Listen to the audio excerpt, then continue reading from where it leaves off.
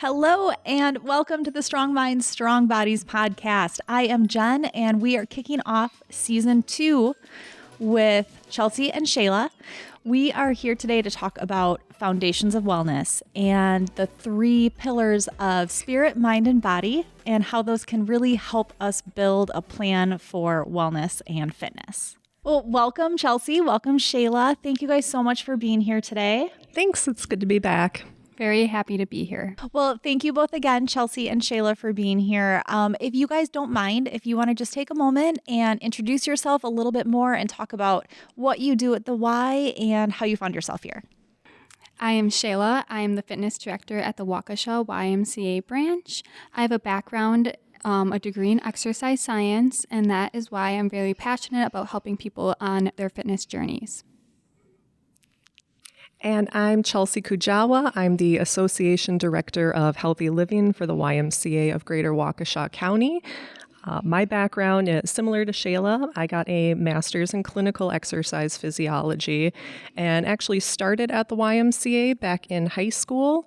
Took a few years away from the Y, working in clinical settings in hospitals out in Washington State and Montana, and then found my way back to Wisconsin and back to the YMCA.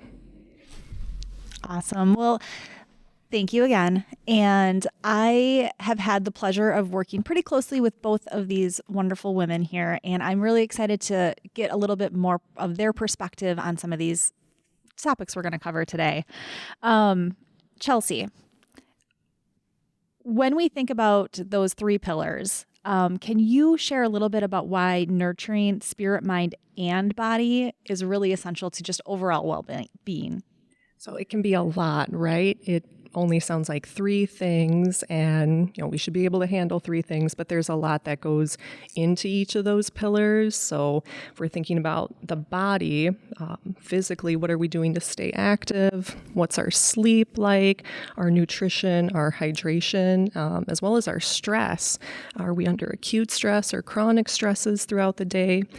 So really keeping in mind all of those different facets when it comes to the body. When it comes to the mind, are you asking questions? Are you being curious? Are you exploring ways to further your knowledge base? Big fan of reading myself. I've got nieces and nephews, so always excited to read to them, and just the amount of books that they like to take in is always really fun. And sometimes as we grow and we become adults, some of us really hold on to that love of reading, and some of us, forget about it, or it kind of falls by the wayside. But when you can pick that back up, that's a great way to nurture your mind. And as far as the spirit, that's one that we tend to not think about as much, at least with the populations that I've worked with. It's been a big focus on the body and the mind-body connection. But when it comes to the spirit, that has a lot to do with it as well. When you talk to certain people, sometimes there's just a little bit like a light about them. You're like, man, what is it about that person that, I'm just really drawn to? And they tend to just have a really good spiritual health and well-being. And that could be they have a really good sense of purpose. They know what they want to do, or they feel they know why they're here. They're engaged in their community. But if that's an area that people are not as sure about, that's a good spot to sit back and take some time for contemplation. Ask yourself questions. What are your beliefs? What do you want to be doing with your life or with your just day-to-day as well? Great answer. Lots of really strong points in there. One thing that just resonated with me is the reading piece of it. Growing up, avid reader. I loved reading. My first job was at a library and lost it. Just, got busy, ran out of time. I'm like, recently rediscovered it, and I forgot how happy it makes me and centered. So lots of good points, but that one really spoke to me. Shayla, from your perspective as your fitness director or just your personal point of view, how do you see those 3 pillars really relating to people's self and foundation of wellness? Yeah.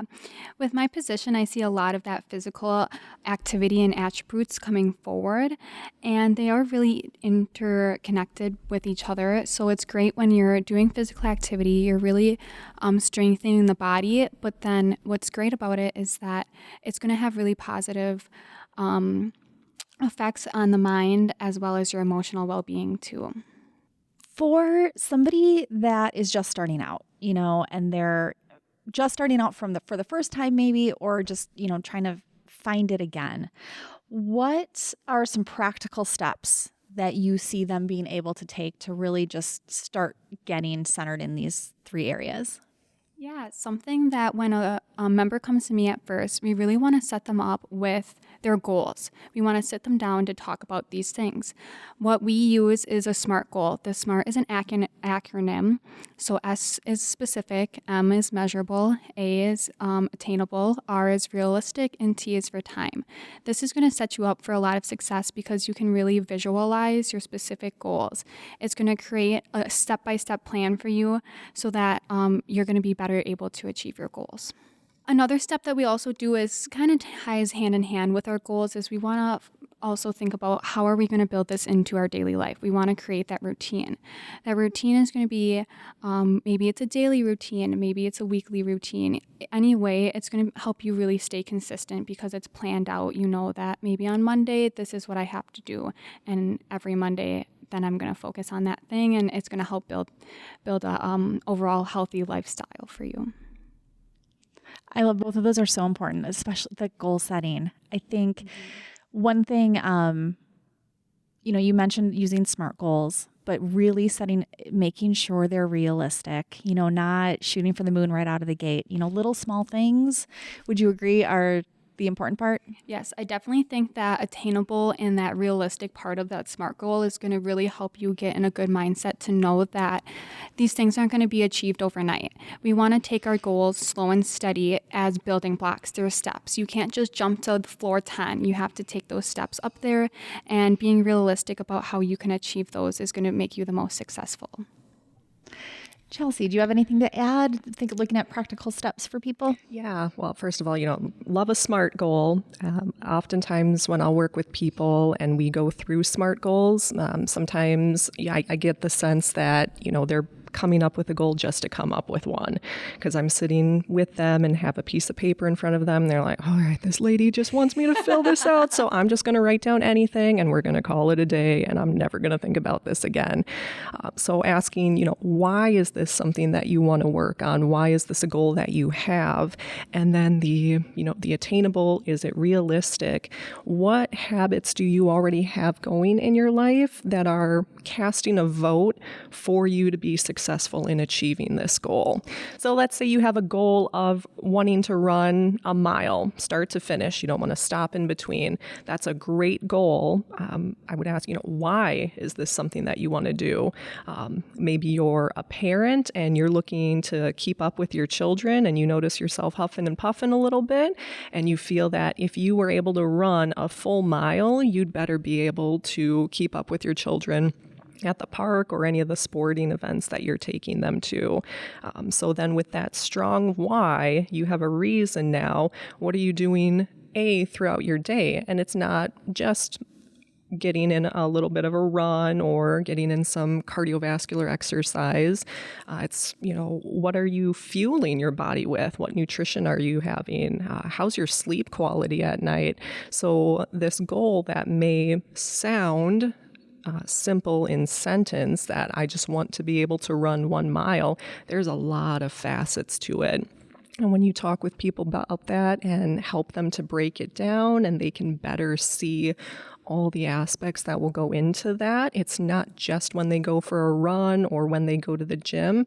There's all these little daily habits that they're, again, casting a vote for. This is the type of person that I want to be. I love that. That's really interesting. I feel like we don't hear about that enough, of finding that purpose and tying that all together. Shayla, do you have any resources or tools that you recommend people once they've set that goal and they're kind of headed on their journey?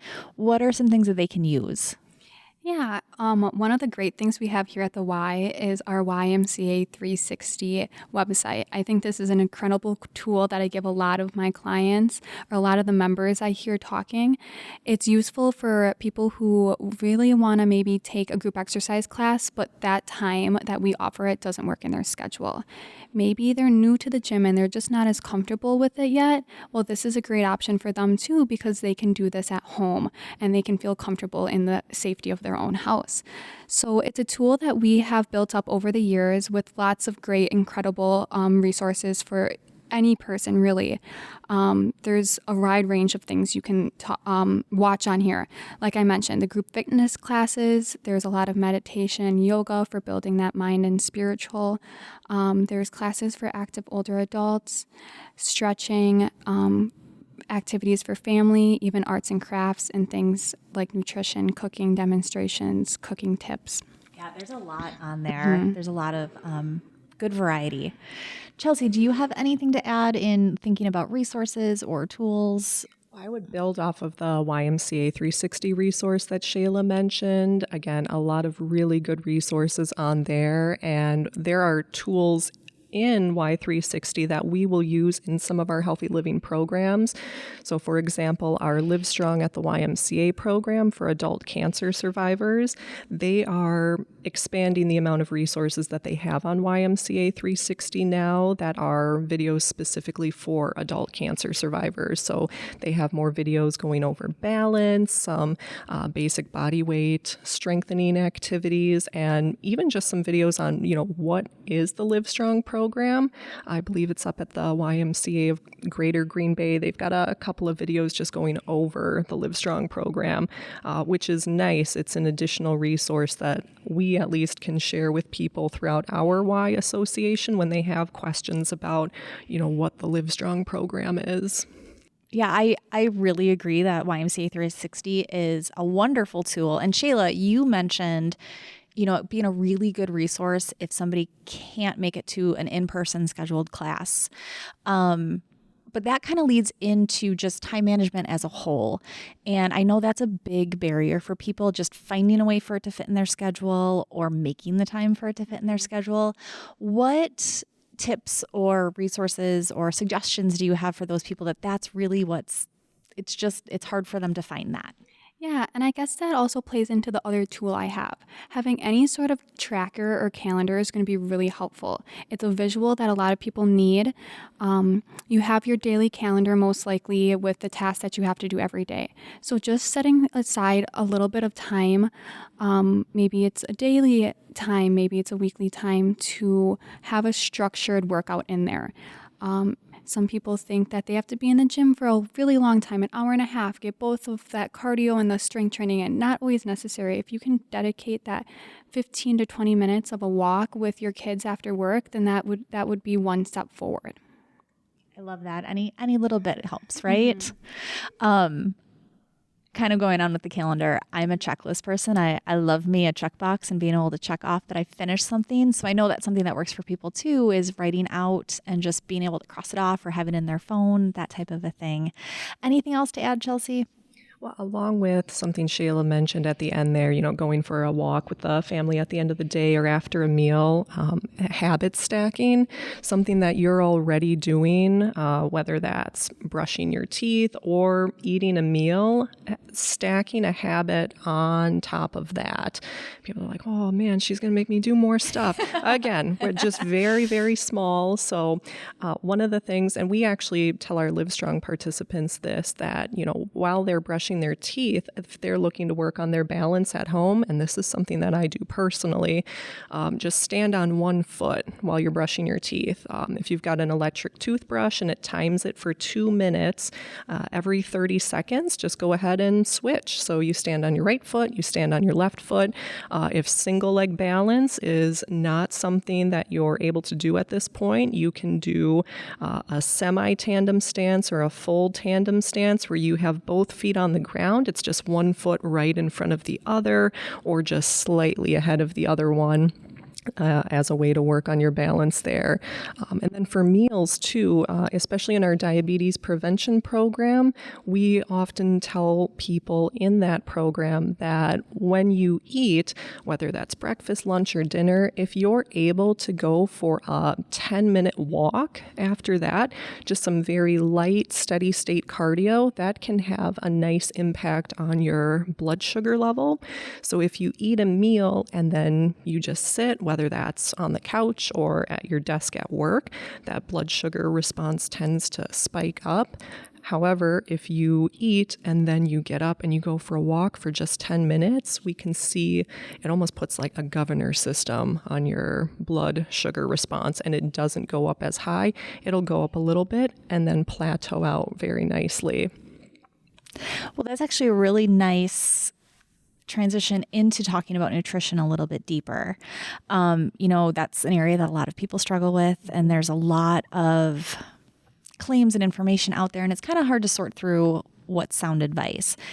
For a beginner, what are your words of wisdom when it comes to them looking at their nutrition? Sure. So for anyone at the YMCA, we have a number of free resources at YGWC, a lot of which our actual nutrition coaching team has put together. So we have a number of registered dietitians on the team, holistic nutrition coaches as well. So they've got the education and background behind them, and they do their research as well. So they cite their sources and let us know where they're pulling information from. But it can be very difficult just going online, doing a web search, or if we're on things like TikTok or Instagram and all of these influencers out there, and okay, you got to make a living. But if we're trying to give people information that is sound, it's evidence-based, really look at where you're getting your sources from. That would be one of the simplest things to do.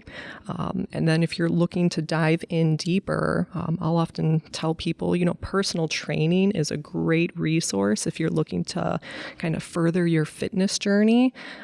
But nutrition coaching, that's something you're working one-on-one with a registered dietitian or nutrition coach, and you're able to ask those questions. So for example, if you were working with a personal trainer and your squat form in the beginning was just not there, and you were reading articles online and you thought, oh, I've got this, but then you worked with a trainer and you actually got the cues and now you can successfully do a squat.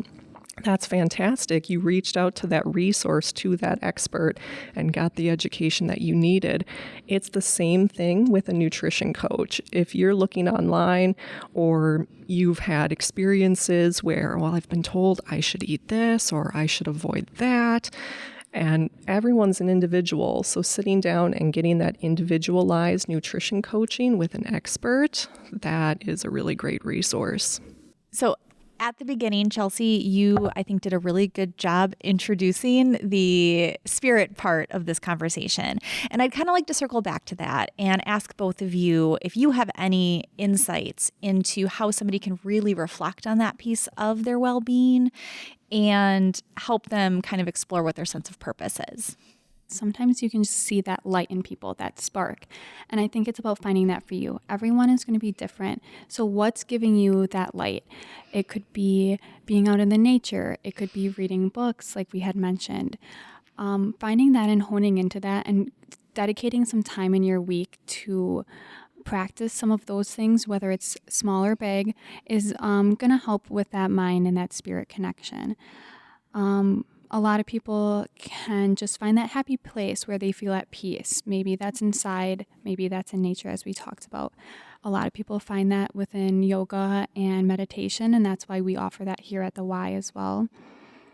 But dedicating your time to some of your hobbies, some of your interests, to do the things that you enjoy to do, and make sure that you're doing those enough to keep that light in you.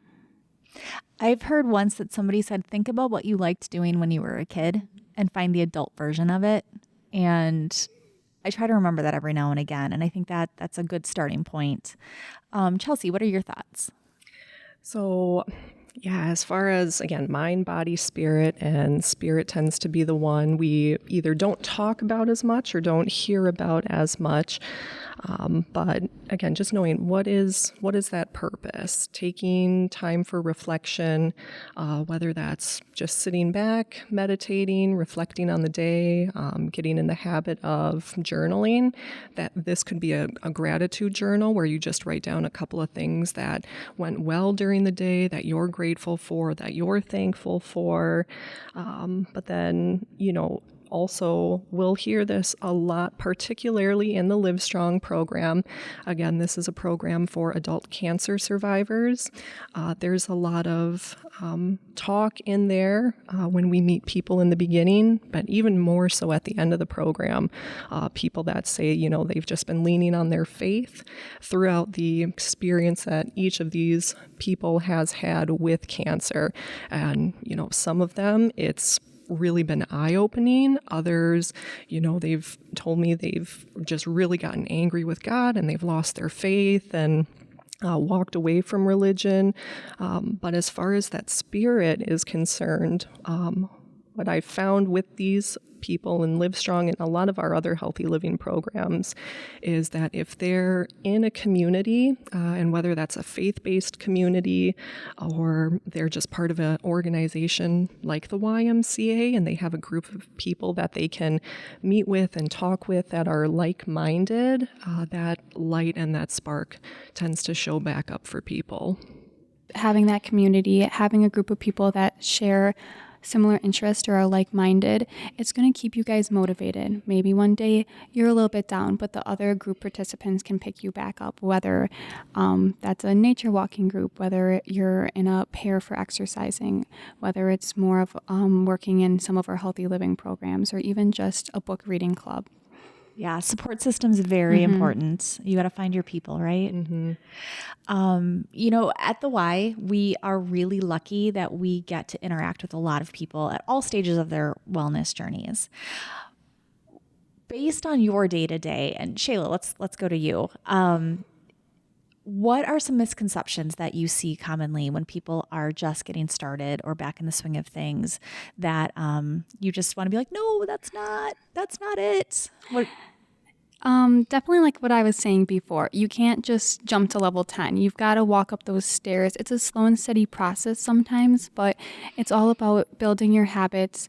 What's one little thing that I can do today that's going to make this day a little bit better, a little bit more productive?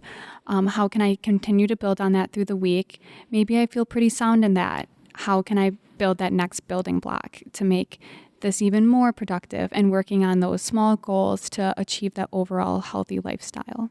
What about for anybody that's intimidated to jump in and go to a workout facility and they just, it feels like it's too much for them? What advice would you have for them?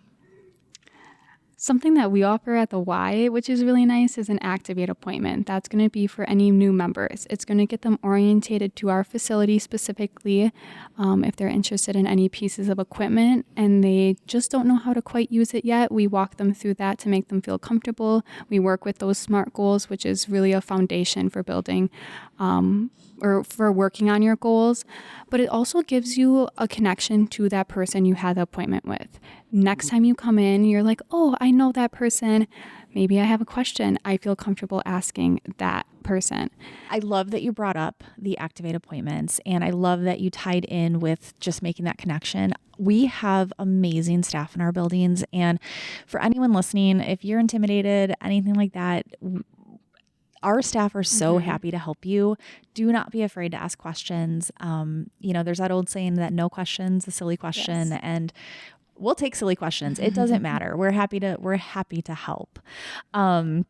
Chelsea, from a more holistic perspective, how do you suggest individuals balance their efforts when kind of looking at the 3 pillars?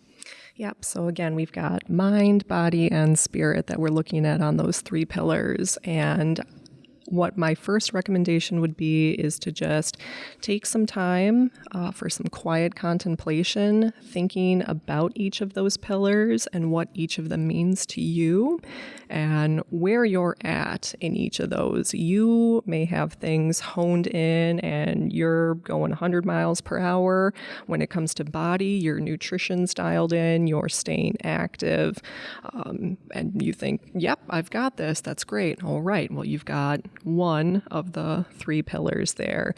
Taking some time to think about your mind. How have your relationships been at work or within your family? As you're driving down the road and someone cuts you off, are you quick to lash out or maybe make a gesture at someone, or are you able to just take a breath and hey, they could be in a hurry, never knowing what is going on in somebody else's life. But just especially with the mind, you'll notice if you're starting to snap, or your anger's up, or you're just feeling restless, or something's not right there. That's a red flag that, okay, something right now in the mind is out of balance. So what is that? And that's something that, again, taking that time for quiet contemplation, thinking about it, or if need be, working with a mental health expert, or talking with someone, having that group, that community support, which then plays into the third pillar of spirit. And again, you take some time, think about, okay, well, how is my spiritual life and what does that mean to me? Is it faith-based? And if so, am I attending services on a regular basis? Do I just go and leave? Or do I go to service and when I leave, it's changed me and it's making an impact in my life, not just for the rest of that day, but taking those messages forward with you. Like Shayla was mentioning, spending time out in nature can be very powerful. Just getting outdoors, experiencing fresh air and sunshine can do a lot for a person's spirit, but also for their mental well-being too. That's a really great connection and a really strong point with the driving, just how you react to those minor inconveniences in life and how it can tell just a bigger story of how you're doing. Just being a part of the YMCA, which again, mind, body, spirit, just knowing that we've got the resources when it comes to body as far as nutrition, exercise. If you're looking for classes to instill healthy habits, we have that. For mind, there'll be groups at some of our branches where people just get together and they're just chatting or debating, whatever it happens to be there. And then for the spirit, again, a lot of folks will come in and at least at our West Suburban and our Mukwonago branches, they'll have prayer breakfast events, and those can be very powerful too. So again, that's separating out those three. But if you take the time to think about all three of those pillars and identify, okay, what's something that I want to work on in each of the pillars? Or am I doing really well in one or two areas and I need to focus a little bit more attention on the third pillar? And then going through your day and deciding, okay, where could I stack a habit that could help me to have, just a better spiritual life, or help to improve my mental well-being, or could improve my physical well-being. So again, just taking that time and working with the staff at the branches, again, those Activate appointments are invaluable. They're really wonderful. Again, great staff. And two, maybe an Activate appointment isn't something that everyone wants to go through, or they've been a member of the Y for a long time. They're like, oh, I know how to use this. But every once in a while, we get new equipment or things get moved, and it's like, oh, shoot, where is this? Or I used to know how to use the treadmills, and now it's something different. Okay, first, if your reaction to that is a little, on edge or defensive, something to look at when it comes to the mind and how's the health there. But just knowing that we've got the staff and the resources to help you with those new pieces of equipment, or if something's been moved or an area is, under construction because we're looking to maintain the buildings, that's okay. We'll help you. We'll show you a different resource that you can use in the meantime, and a great way to just connect with staff in the branch too, because all of them want the best for all of the members, whether they've been members for a long time or they're brand new to the facility. Maybe they know them on a first name basis or they've never seen them before.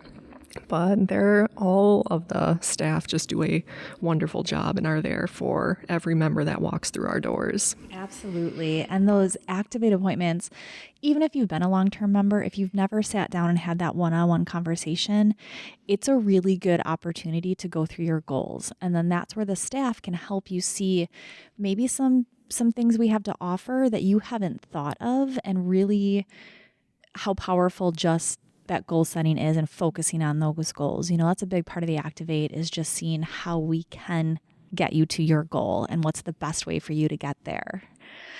As we get ready to wrap up, what is a simple, actionable thing that anyone listening, we get done with this podcast, it's something that they can do today to help them get started on evaluating their pillars and moving forward? The theme of this has just been that the mind, spirit, and body are all interconnected. So I think if we want to focus on all of them, some great things that we can be actionable on after the podcast is connecting spiritually. I think if you kind of find that and you're working towards that goal, you can see that your mind's really going to be a little bit more at peace. It's going to be a little bit more clear. You might not have those times where you're lashing out. So those go hand in hand. Maybe you're going on that walk, and that walk is giving you some physical activity, but then you feel a little bit less stressed out. You're not as worried about what the next step is because you're enjoying that walk. So once again, your mind and your body are connecting again. Those are definitely some actionable steps that we can take right after this podcast if you want to implement those into your life. Yeah, it's like a fun adult time out, right? Just go for a walk, get outside for a little bit, take a little bit of time to breathe. And that would be my one thing. You can do it right now. If you're driving, don't close your eyes and do this, but you could just take a deep breath, just a nice inhale through the nose if you're able to, hold it for a few seconds, and a slow, steady exhale. That's going to change your body's physiology. Your heart rate's going to decrease. If you're stressed level is up, that can help to come down. Blood pressure can have an effect on that as well. So just a deep breath. If you could do 3 deep breaths, that's even better. But if we're just looking for one thing, just take 1 deep breath. Well, thank you both for those really simple, actionable things that we can do. And thank you both so much for being here today. I think we covered a lot of really great information. Thank you all for listening. And I hope you listen next week as we explore more dimensions of wellness here on the Strong Minds, Strong Bodies podcast. Thank you so much for tuning in to Strong Minds, Strong Bodies this week. This podcast was brought to you by YMCA of Greater Waukesha County. Don't forget to follow the podcast so you can hear more each week on the conversation of health and wellness.